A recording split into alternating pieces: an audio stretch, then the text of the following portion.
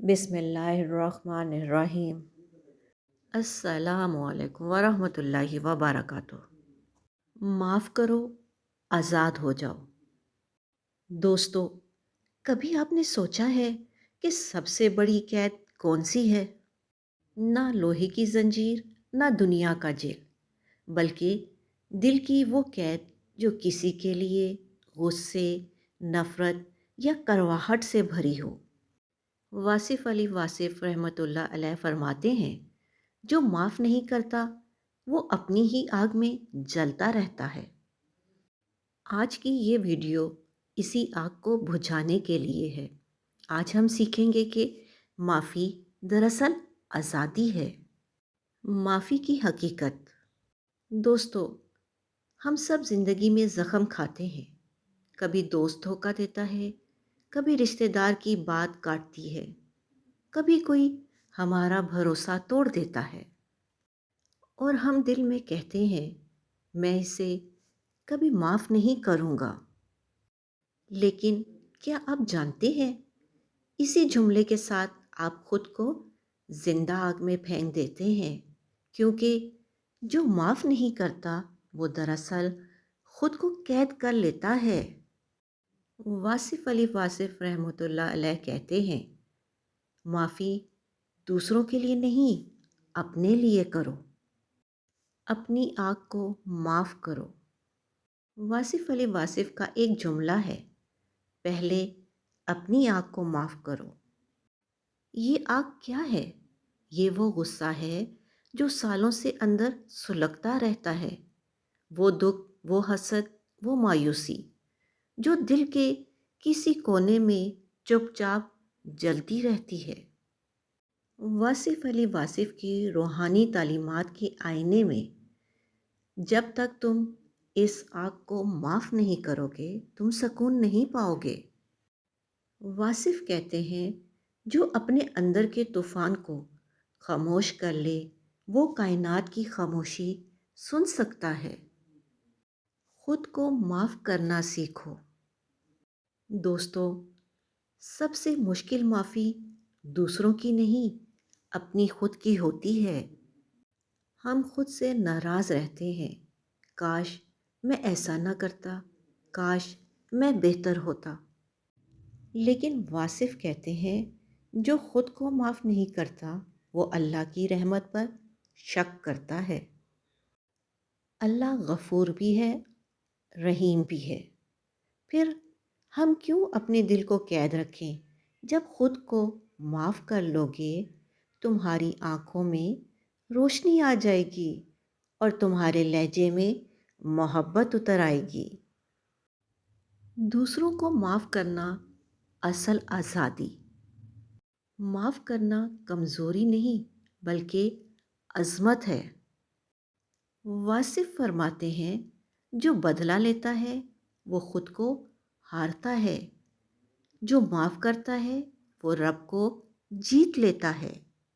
رسول اکرم صلی اللہ علیہ وآلہ وسلم کو طائف میں پتھروں سے مارا گیا، لیکن آپ صلی اللہ علیہ وآلہ وسلم نے کیا فرمایا؟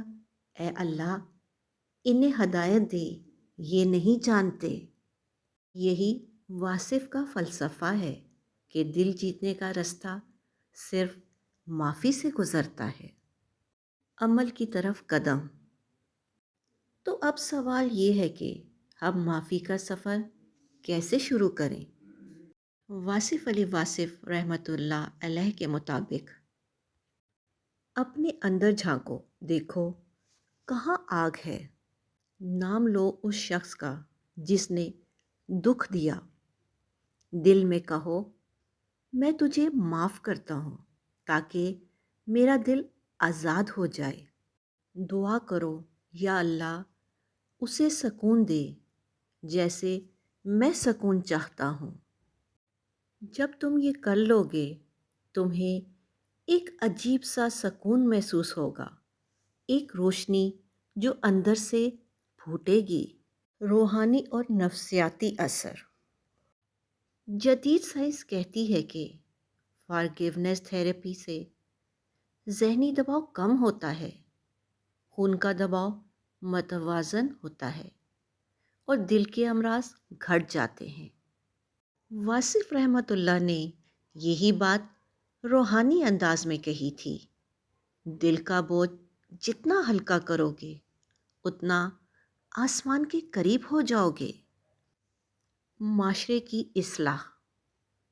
اگر ہم سب معافی کو اپنائیں تو معاشرہ نرم پڑ جائے گا، گھروں میں امن ہوگا، دوستیاں مضبوط ہوں گی، قوم میں وحدت آئے گی۔ واصف رحمۃ اللہ کا خواب یہی تھا، ایک ایسا معاشرہ جہاں غصے کی جگہ محبت ہو۔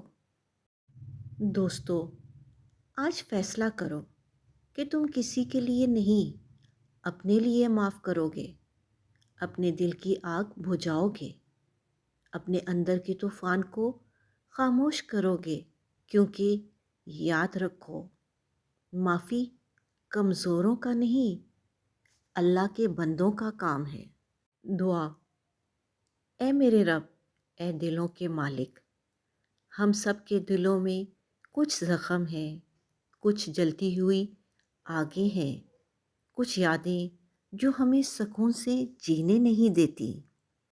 اے پروردگار، آج کے دن تو ہم پر اپنی رحمت نازل فرما، ہمارے دلوں کو نرم کر دے، ہمیں دوسروں کی خطائیں بھلانے کا حوصلہ دے۔